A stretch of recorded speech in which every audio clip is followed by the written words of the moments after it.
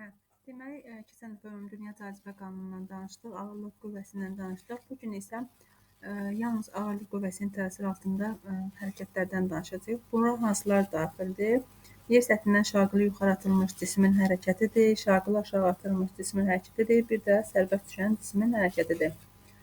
Deməli, gəlin indi birinci danışaq yer səthindən şaqılı yuxarı atılmış cismin hərəkətindən. Bunu bu formada ifadə edək. Bu olsun y, bu olsun. Deməli, x. Bir cisimdir. Müəyyən bir V0 sürəti ilə atılır. Atılır. Bu qalxır yuxarı və bu nöqtədən sonra cisim yenidən aşağı gəlir, deməli, yerə dəyir. Bu da yenidən olur onun V0 sürəti. Həmişə yadda saxlayın ki, şaqılı yuxarı atılmış cismin hərəkətində bu nöqtədə, yəni istiqamətini dəyişəndə, görürsünüz, əvvəlcə yeniləşən hərəkət edir. Cisim zaman keçdikcə öz sürətini artırır. Müəyyən bir sürətlə atılır, sürətini artırır və bu nöqtədə o hansı ki, yenidən geri qayıdacaq, həmin nöqtədə sürət 0-a bərabərdir. Son sürət 0-a bərabərdir. Buradan bura qədər olan məsafəyə biz deyirik H maksimum, yəni maksimal hündürlük.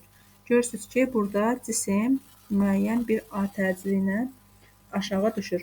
Bu zaman biz deməli nə öyrənəcəyik? Koordinat tənliklərinin yer dəyişmənin proyeksiyasından danışacağıq və cismin sürətindən danışacağıq. Deməli, koordinat biz bunu y oxu üzərində öyrənirik deyə mən bu koordinat tənliklərini y üçün yazacağam. Y bərabərdir y0 plus b0y plus j y t'nin kvadratı bölünsün 2. Deməli, burada biz bunu deməli başlanğıc koordinatı 0 götürsə, onda bizim tənliyimiz sonda belə qalacaq. V0t çıxılsın rt kvadratı bölünsün 2 şəklində. Sonra bu oldu koordinat tənliyi. Cismin indi yer dəyişməsinin proyeksiyasından danışaq. Burada da sy bərabərdir v0y vurulsun t üstəgəl jy t'nin kvadratı bölünsün 2. Bunu da deməli yenidən nə formada yazacaq düsturumuzu? V0y çıxılsın j-t'nin kvadratı bölün. Bu y-i da yazmayayım. V0t çıxılsın j-t kvadratı bölünsün 2 şəklində. Sürətin proyeksiyası deyəndə isə vy bərabərdir v0y üstəgəl jy t, o da bərabərdir. Proyeksiyasız yazanda v0 çıxılsın j-t. Siz bu formada, bunlar formasında istifadə edirsiniz. Mən sadəcə sizə başa salmaq üçün dedim ki, bu y oxu proyeksiyasında olur. Ona görə bu düsturları, yəni əslində bu formada yazmaq lazımdır. Onda gəlin, buna əsasən görürük ki, y-in t'dən asılılıq qrafiki bu formadadır. Baxın, yuxarıda qrafikdə şəklə də fikir versəz, görərsiniz, yuxarı atılır cisim, sonra yenidən aşağı düşür. Onda biz də qrafikimizi ona uyğun çəkək. Bura qədər biz buna deyirik T qalxma, bu hissəyə isə T uçuş deyirik. Bunu biz eyni ilə SY üçün də bu formada yaza bilərik. Yəni S-in T-dən asılılığı üçün də bu formada yad çəkirik. İndi V-nin T-dən asılılığına baxaq. Gördüyünüz kimi cisim əvvəlcə yavaşlayan hərəkət edir, sonra isə yeniləşən hərəkət eləməyə başlayır. Onda bu istiqamətə buna V0 deyək, bura qədər bu məsafəyə T qalxma deyək. Buradan aşağıya isə olsun, deməli, qrafikimizin ikinci hissəsi. Bu da bizə verir, deməli, T uçuşu.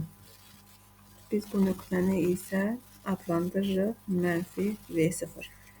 Həmçinin bunu A üzərində də göstərə bilərik. Biz dedik ki, AY bilirik ki, bərabər təcilli hərəkətdə A hər zaman sabitdir. T'dən asılı qrafiki onda olacaq bunun x oxunun əksi istiqamətində. Buna bir J deyək.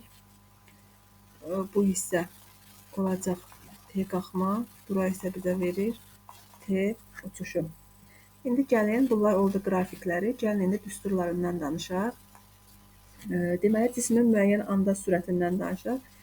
Biz sürət düsturlarını bilirik. Bərabər tərcilər ciddə bunları keçmişik. Deyirik ki, V bərabərdir V0 çıxılsın JT. Digər sürət düsturumuz V bərabərdir V0-ın kvadratı plus 2AS şəklində olur. Bunun qrafikini isə müəyyən andakı sürət üçün qrafik isə bu formada biz göstəririk. V-nin deməli T-dən asılılığı, deməli gəlir şəkli yadınıza salın.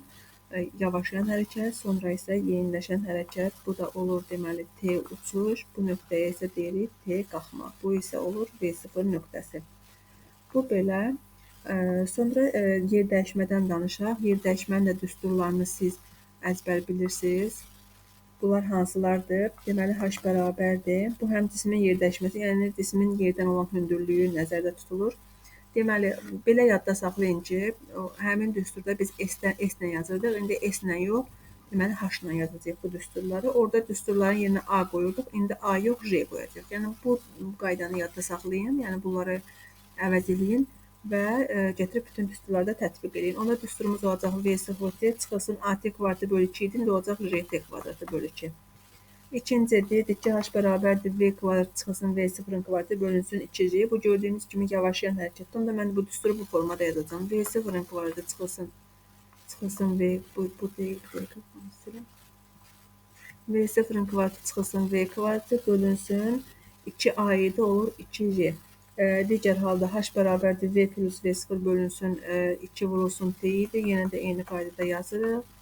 Vurulsun T. Bu da oldu yer dəyişmə, yəni biz buna hündürlük deyirik. Onda bəs bunun qrafiki necə olacaq? H-ın T-dən asılılığı da gördüyünüz kimi elə şəklə uyğun olaraq bu formada. Buna biz deyirik T uçuş. Bu nöqtə isə olur T qalxma nöqtəsi. Sonra cismin qalxma və uçuş müddətlərindən danışaq. Onda biz bilirik ki, V bərabərdir V0 çıxılsın JT demişdik. V-yə də 0 dedi. Onda bizim düsturumuz V0 bərabərdir JT şəklində qalır. Bayaqdan şəkildə göstərmişdim ki, bu nöqtə üçün V-miz burada, V-miz 0 idi. Ona görə burada V0 bərabər JT olur. Buradan ki, T qalxmanı bildirir bizə. Onda T qalxma bərabərdir V0 bölünsün J düsturu ilə təyin olunur və biz bu düsturu H maksimumdan ifadə edəndə bu formada yazırıq. 2 H maksimum bölünsün J-yə və yaxud da ki, bunu V ilə ifadə edəndə yazırıq 2 kökdə yazılır artıq. Bu da kökdən azad olunmuş formasında 2 H maksimum bölünsün V0. Həmişə yadda saxlayın ki, buradan da şəkildə nə görürsünüz ki, T uçuş 2 T qalxmaya bərabərdir. Onda bu T qalxmanın bütün düsturlarını 2-yə vuraraq siz T uçuşun düsturlarını yaza bilərsiniz. Yəni, gəlin bir ikisini göstərək. T uçuş bərabərdir 2V0 bölünsün J. Onda bu 2 vurulsun, ikinci düsturu yazıram. 2 H maksimum bölünsün J və 2 vur 2, 4 H maksimum bölünsün V0 şəklində. Bəs onda T qalxmanın T uçuşun V-dən asılılığı necə olur? Gördüyünüz kimi, baxın, düz asılılıq. Onda yazırıq ki, T qalxma da, T uçuş da V-dən necə asılıdır? V0-dan necə asılıdır? Düz asılıdır. Bəs T qalxma, T uçuş H maksimumdan necə asılıdır? Gördüyünüz kimi H maksimumdan deməli kök altı asılıdır. Daha sonra biz baxaq maksimal qalxma hündürlüyünün düsturuna. Dedik ki, son sürətimiz 0-dır. Bu düstura əsasən, gördüyünüz bu düstura əsasən son sürətimiz 0-dırsa, onda bizim düsturumuz nə formada qalır? Belə olacaq. H maksimum bərabərdir V0-ın kvadratı bölünsün 2J. Və yaxud da ki, deməli, J T qalxmanın kvadratı bölünsün, deməli, 2 şəklində. Əgər bunu T qalxma ilə yox, T uçuşla yazırıqsa, bayaqdan dedik ki, T uçuşumuz 2T qalxmadır. Onda bu bunun kvadratıdırsa, T qalxmanın yerinə T uçuşla əvəz eləyəndə T qalxma bərabərdir T uçuş bölünsün 2-dir. Onda kvadrata yüksəldəndə bizim düsturumuz bu formada olacaq. J vurulsun T uçuşun kvadratı bölünsün 2-nin kvadratı 4, 2 vur 4, 8 şəklində bu formada. Bunu biz V0 ilə ifadə eləsək, T qalxmamızın düsturu olacaq. Deməli, V0 vurulsun T qalxma bölünsün 2 şəklində. Bu da hardandır? Gördüyünüz kimi burada son sürətin yerinə yazdıq. Onda düsturumuz oldu V0 vurulsun T bölünsün 2 şəklində. Onda H maksimumu biz V0 ilə ifadə edəndə, düstur qrafiklər üzərində danışanda, deməli H maksimum V0-dan necə asılıdır? Kvadratik asılıdır. Sonra bəs T qalxmadan T uçuşdan necə asılıdır? Yenə onlardan da bir də yazma elə buraya yazdım. T qalxmadan da, T uçuşdan da gördüyünüz kimi kvadratik asılıdır. Sonra deməli cismin eninci sayında gedilən yol düsturundan danışaq. Biz bu düsturu bilirik. Deməli düsturumuz əslində belə idi. Orada SN deyirdi, indi HN ilə göstərəcək. V0 çıxılsın, J vurulsun, 2N çıxılsın, 1 bölünsün 2 şəklindədir. Sadəcə çox vaxt bu sükunətdən başladığı üçün biz bu düsturun sadəcə bu hissəsindən danışırdıq. Bu eninci sayına gedilən yol düsturunun daha praktik bir qaydası var. Tutaq ki, cisim atılır müəyyən T bərabər 0 anında. Atılan anda cismin sürəti olur V0 bərabərdir 40. Deməli, hər 1 saniyədən bir deməli, cismin məsafəsi, deməli, sürəti onun azalır. Məsafə də yenə onun azalır. Məsəl üçün, burada T bərabərdir 1 saniyədə olacaq. Bura olur 35. Bura onda 25 olacaq. Tərdən müəyyən bir T bərabər 2 saniyə anında. Bura 25 idisə, deməli, olacaq 15. Tərdən yenə müəyyən bir T bərabər 3 saniyə anında 15 idi, olacaq 5 və yenidən T bərabər ən sonda da 4 saniyədə. T bərabər 4 saniyədə gəlib bu nöqtədə duracaq. Onda biz bunların hündürlüklərini deməli necə tapırıq? H1-imiz bərabərdir 40 çıxılsın 5. Deməli 5 getdikcə bu formada 40 çıxılsın 5 olur 35. H2-miz bərabərdir 40 çıxılsın 15 olacaq 25. H3 bərabərdir 40 çıxılsın 25 bərabərdir 15. Sonra H4 bərabərdir 40 çıxılsın 35 bərabərdir 5. Gördüyünüz kimi, baxın, 35, 25, 15, 5 bu formada deməli hündürlüklərimiz də dəyişdi. Daha sonra uçuş müddəti ərzində gedilən yoldan danışaq. Deməli, yol olacaq L bərabərdir 2 H maksimum düsturu ilə təyin olunacaq və H maksimumun düsturlarını gətirib deməli 2-yə vurmaqla bu yolu tapa bilərik biz. Onda necə olacaq düsturumuz? V0 bölünsün 2C idi. 2-lər ixtisar gedəndən sonra V0 kvadratı bölünsün J şəklində qalacaq. Daha sonra J vurulsun T qalxmanın kvadratı deməli 2-lər ixtisar edəndən sonra və J vurulsun, biz bunu T uçuş kimi yazanda bayaqlar dedik ki, T qalxma bərabərdir. T uçuş bölünsün 2-dir və yaxud da T uçuş bərabərdir 2T qalxmadır. Onda J vurulsun T uçuşun kvadratı bölünsün 4 şəklində olacaq. Və gedilən yolda bayaqlarımda bu şəkli göstərmişdim sizə. Deməli, cisim müəyyən bir yer səthindən V0 sürəti ilə atılır və gəlir yenidən V0 sürəti ilə yerə dəyir. Bu məsafəyə biz demişdik H maksimum, yəni maksimal hündürlük. Sonra deməli, bunlar oldu şaqlı yuxarı atılmış cismin hərəkəti. İndi gəlin biz danışaq. Çox əslində bildiyimiz şeylərdir. Bərabər tərəzli hərəkətdən bunlar haqqında danışmışdıq. İndi şaqlı aşağı atılmış cismin hərəkətindən danışaq. Deməli, burada olacaq müəyyən bir Y proyeksiyası üzərindən göstərək bir cisimdir. V0 sürəti ilə aşağı atılır və deməli A bərabər olur J-yə. A bərabərdir J. Biz bu məsafəyə deyək, yenə bu məsafəyə deyək, müəyyən bir H maksimum, H məsafəsi, bu isə olur yer səthi. Onda bizim deməli yenidən koordinat tənliklərimizi yazsaq, onda olacaq y proyeksiyası üzərindən yazırıq. Y bərabərdir. Y0 üstəgəl V0 t üstəgəl JY-t'nin kvartı bölünsün 2 və orada Y0-ın yerinə biz H-la ifadə edirik bunu. H çıxılsın V0t çıxılsın JT kvartı bölünsün 2 şəklində. Həmçinin S-i biz yazanda SY bərabərdir.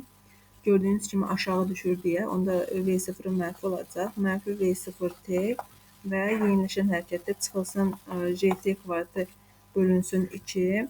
Yeniləşən hərəkətdir deyə VY-i də biz bu formada yazacağıq. Görürük ki, x-oxun əks istiqamət, yəni aşağı doğrudursa, onda V-si mənfidir.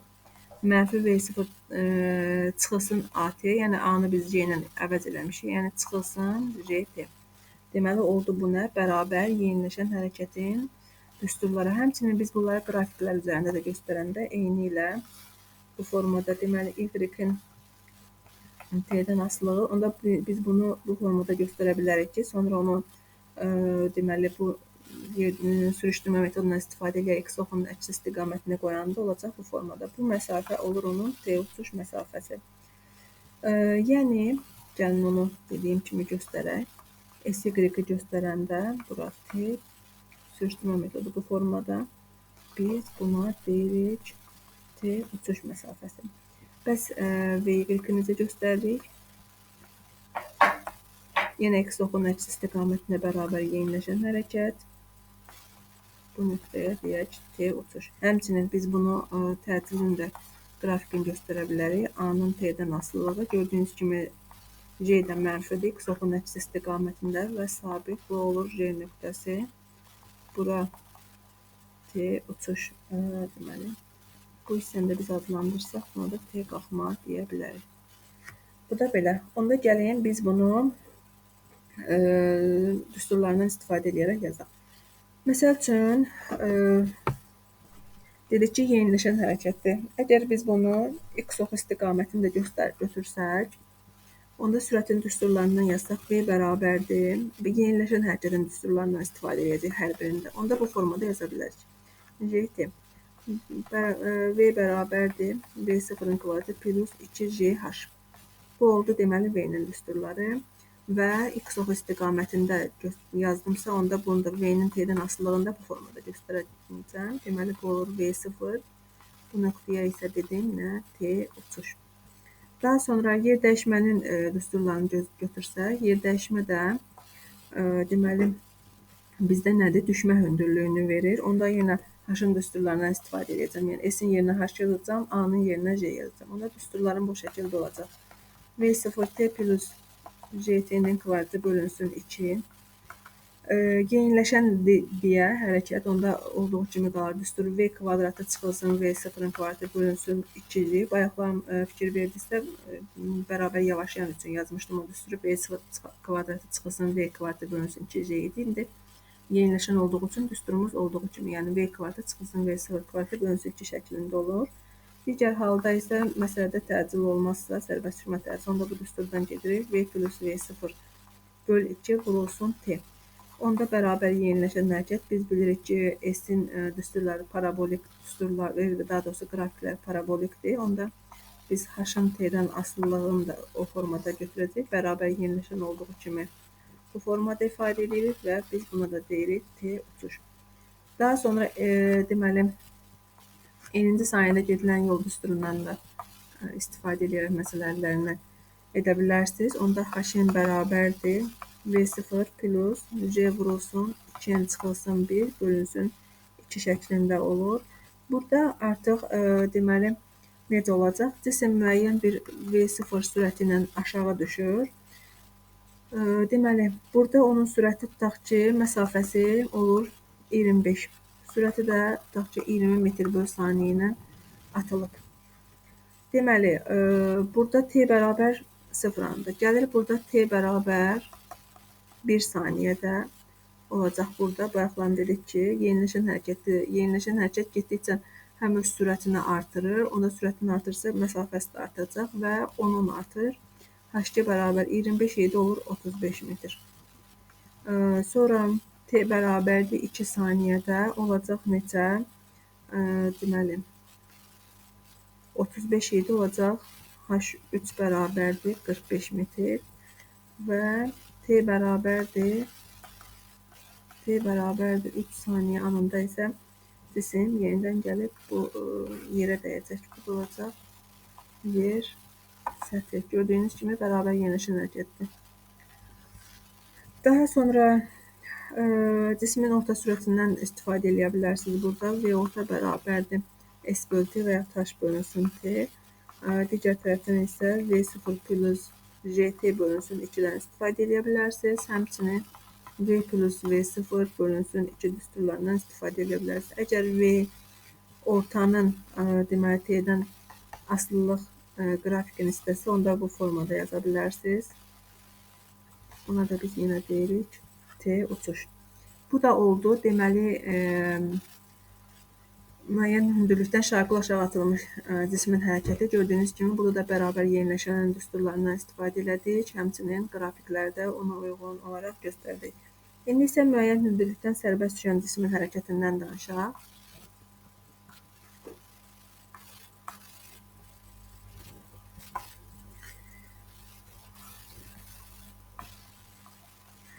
Bura olsun yer səthi.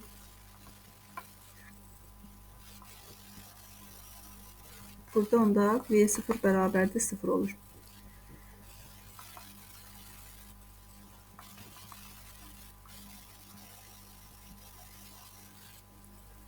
A bərabərdir yenə J. A təcili aşağı düşür.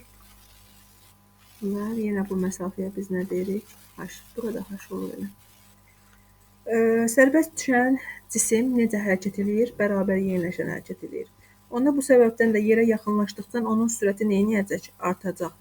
Təcili isə hərəkət müddətində hər birində eynidir də. Biz bilirik ki, deməli, bərabər təcil hərəkətdə təcil sabit olur. Lakin burada təcil sabitdir, ancaq sərbəst düşmə təcilinə bərabərdir. Yəni A J-yə bərabərdir. Onda V0-ımız 0-dırsa, biz düsturlarımızı ümumi artıq biz bildik ki, bunları Y və X üzərindən göstəririk. Onda son koordinatı bu formada yazırıq. Deməli, V0-ımız 0-dırsa, biz orada da deməli X0-ı H ilə əvəz elədik, yəni Y0-ı, onda H çıxılsın, artıq düsturumuz belə qalır. JT kvadrat bölünsün 2. Digər tərəfdən SY bərabərdir. Deməli, V0 getdisə 0-a, onda çıxılsın, JT kvadratı bölünsün 2 şəklində qalır. Həmçinin VY-imiz də bərabərdir, mənfi JT. Bir sözlə, yəni ona fikir veririk ki, sərbəst düşən cisim hərəkət edirsə, V0 bərabərdir 0-dır. Digər bütün düsturları siz artıq bilirsiniz, amma yenə də gəlin biz həm düsturları, həm də qrafikləri göstərək. Deməli, onda Y-in T-dən asılılığını göstərsək, biz bilirik ki, bu formada göstəririk. Çünki birazdan bunu sürüşdürmə metodundan istifadə edərək SY-in üzərində göstərəcəm. Onda biz SY-i yazanda X oxunun əksi istiqamətində bərabər yeniləşən hərəkət kimi göstərirəm və bu da bizə verir T uçuş, T-dən asılığı. Həmçinin VY-i göstərəndə X oxunun əks istiqamətində gördüyünüz kimi 0-dan başlayır hərəkətə. Deməli, bu da olacaq nə? T uçuş. Həmçinin təcilin T-dən asılı qrafiki X oxunun əks istiqamətində sabit. Bu da olur mənfi J. Bu nöqtəyə biz deyirik T uçuş. Bunları ifadə eləsək, burada olur T qalxma. İndi gəlin, burada düsturlardan istifadə edək və nəyi nəzərə alacaq düsturlardan istifadə edərkən? V0 bərabərdir 0-ı.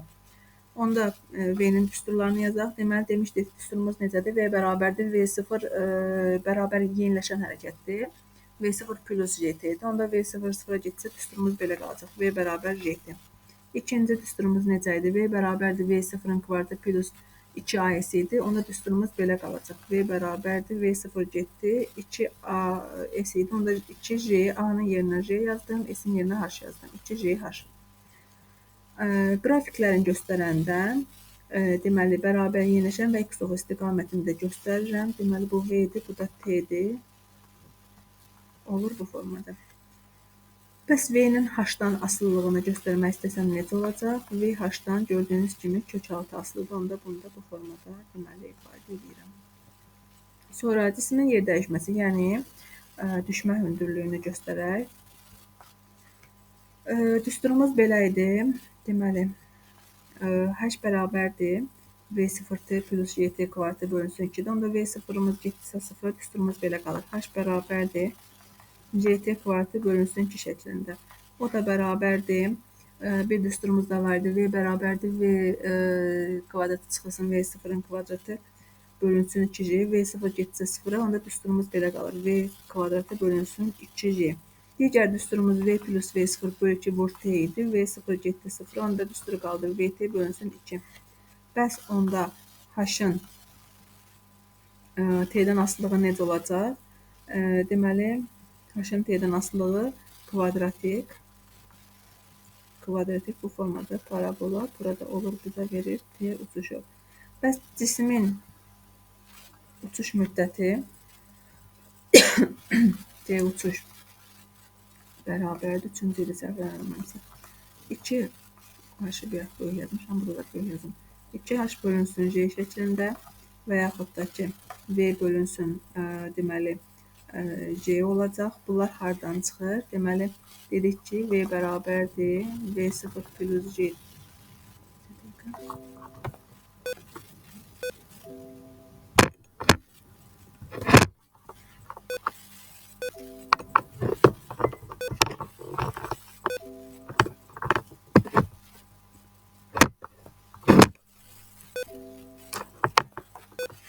V0 plus deməli JT idi. V0 sıfırdırsa, onda V bərabərdir JT-dir. Buradan T-ni də tapanda olur. Deməli, V bölünsün J şəklində. Həmçinin biz V bölünsün J yazdıq. Həmçinin bunu belə də əvəz edə bilərik. 2H bölünsün V düsturu ilə əvəz edə bilərik. Onda bəs T uçuş H-dan necə asılıdır? Deməli, kök 6. Bəs V-dən necə asılıdır? Gördüyünüz kimi, deməli, düz asılıdır. T uçuş V-dən düz asılıdır. Yenə eninci sayında gedilən yol düsturu üçün eyni şeylər deyə bilərik. Sadəcə artıq burada görürsünüz ki, sərbəst düşür sözü gördük. Sərbəst düşürsə V0 sıfırdır. Onda bizim düsturumuz artıq bu formada qalacaq. H-in bərabər V0 qarşıda olmayacaq. J vurulsun, 2-dən çıxılsın 1, bölünsün 2 şəklində olacaq. Və yenə də burada da bayaqki kimi cisim müəyyən bir hündürlükdən sərbəst düşəcək və 5, 15, 25 deməli metr məsafələrdə dəyişəcək. Birinci saniyədə olacaq 5, ikinci saniyədə 15, üçüncü saniyədə 25. Bu məsələləri artıq həll edəndə siz o qaydada həll edərsiniz. Deməli, bir də gətirib bu eninci saniyədə gedilən yol düsturundan istifadə eləyənə qədər deməli, belə yadda saxlayın ki, T bərabərdir 1 saniyə olanda, deməli, 5 metr yol gedir. T bərabərdir 2 saniyədə 15 metr gedir. T bərabərdir 3 saniyədə, deməli, 25 metr. Və bunlardan, yəni, getdikcə belə onun artır da. T bərabər 4 desəm, olacaq 35. Yəni, bu ardıcıllıqdan istifadə edib, siz məsələ həllərini daha rahat şəkildə istifadə edə bilərsiniz. Daha sonra burada da orta sürətin düsturundan istifadə edə bilərsiniz. V orta bərabərdir, H bölünsün T-dir. Onda H-ın yerinə yazırıq JT bölünsün, deməli, ifadə edəndə yarısı, orta sürəti deməli 2 şəklində. Həmçinin V bölünsün 2, çünki V0'ımız 0-dır, yenə də deyirəm. Həmçinin deməli JH bölünsün 2 düsturlarından istifadə edərək orta sürəti ala bilərsiniz. Bəs V orta T-dən necə asılıdır? Deməli, düz asılıdır. Bu da olur, bizə verir T uçuşu. Bəs H-dan necə asılıdır? Gördüyünüz kimi kök 6. Yəni, hansını soruşsa sizdən o formada deməli istifadə edərsiniz. Sonra burada nədən danışaq biz? Əvvəllər Ümumdünya Cazibə Qanunu, Ağırlıq qüvvəsində Kepler qanunları vardı. O artıq abituriyentlərdə proqramdan çıxarılıb istifadə olunmur. Keplerin 1-ci qanunu, 2-ci qanunu, 3-cü qanunu. Ona görə onlar üzərindən getmirəm. Amma kosmik sürətlər hələ də proqramda var. Gəlin kosmik sürətlər haqqında danışaq. Deməli, bildiyiniz kimi V sürəti V hər zaman çevrilmiş hərəkətdə çevrəyə toxunan istiqamətdə olur. Məsələn, bu birinci kosmik sürət haqqında danışaq. Birinci kosmik sürət cismin yerin süni peykinə çevirmək üçün ona üfüq istiqamətdə verilməsi gərəkən minimum sürətə deyilir. Qiyməti də bunun özünün təqribi qiyməti var. Biz onu deyirik ki, təqribən təqribi yazın 8 kilometr bölünsün saniyə. Yerin ətrafında səthdən h qədər hündürlükdə dairəvi orbit üzrə hərəkət edən süni peykə onun təsir edən qüvvə cazibə qüvvəsidir. Biz bilirik ki, F bərabərdir M-adır. F bərabərdir M-adır. Gəlin onda biz F-i Ümumdünya Cazibə Qanunundan istifadə edib düsturun yazaq. M vurulsun, burada planetin kütləsi, həm də cismin kütləsi bölünsün. Müəyyən bir hündürlükdədirsə, artıq burada R plus H-la ifadə edəcəyik. Kvadratı bərabərdir. M vurulsun, birinci kosmik sürətin düsturundan istifadə, birinci kosmik sürət kvadratı bölünsün R plus H şəklində istifadə edir. Onda buradan birinci kosmik sürətin düsturu, buradan V-ni çıxardanda bərabərdir. J vurulsun, M bölünsün R plus H şəklində. Onda birinci kosmik sürətin düsturu, bax bu düsturdur, siz bu düsturdan istifadə eləyəsiniz. Sonra deməli, bəs bunun qrafikini biz göstərsək, onda qrafikimiz bu formada olacaq. Birinci kosmik sürətin h-dan asılılığı bu formada və bu qiymətə biz deyirik 8. Çünki təqribi dedik ki, 8-də bunu ifadə edirik, kilometr bölünsün saniyə, bu saat deyil, saniyədir. Deməli, çaşdırmasın. Bu oldu birinci kosmik sürət. Bəs yer səthindən birinci kosmik sürət bu yer səthindən müəyyən hündürlükdədir. Gördüyünüz kimi məsələdə plus h var. Ümumiyyətlə plus h gördüksə o yer səthindən müəyyən qədər hündürlük üçündür. Bəs yer səthində birinci kosmik sürətdirsə, bunu gəlin bir götürək. İkinci sonda B olacaq. Birinci kosmik sürət bərabərdir. J vurulsun, M bölünsün, R. Artıq burada h məsafə olmayacaq. Onda biz bu düsturu başqa deməli necə ifadə edə bilərik? Buranı da R-ə vuraq, buranı da bir R-ə vuraq. Onda bizim düsturumuz belə olacaq. J vurulsun, M bölünsün deməli. Bu bizə verəcək J vurulsun, M bölünsün, R-in kvadratı vurulsun bir dənə R. Bu R-ləri belə yazdım. Bu da bizə verir nəyi? Bayaqların biz bunun haqqında danışmışıq. J-ni verir, sərbəst düşmə təsirini. Onda bizim düsturumuz belə qalır. J vurulsun R. Hardan aldıq bunu? Sürət və məxrəci R-ə vurduq. J vurulsun M bölünsün R kvadratını sərbəst düşmə fərdi J dedik. Və J vurulsun R düsturunu aldıq. Onda biz bayaq deməli J üçün çıxarışımızda belə dedik. Onda J-ni qarşıya çıxardıb belə də yaza bilərik. J vurulsun kök altında deməli 3/4 pi rho J şəklində. Yəni bu da birinci kosmik sürət düsturundan çıxarışlardır.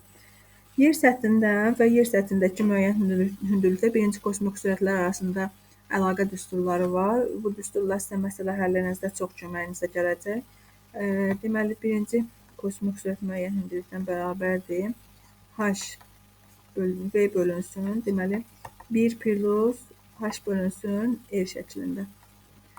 Biz bayaqlan dedik ki, birinci kosmik sürətin təqribi qiyməti 8-dir. Onda 8 bölünsün, 1 plus H bölünsün R şəklində.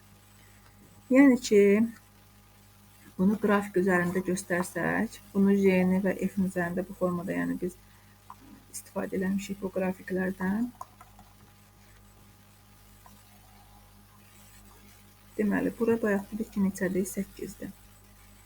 Tutaq ki, indi bizə məsələ verir ki, H bərabərdir R anında. Onda gətirək bu H-ın yerinə R qoyaq.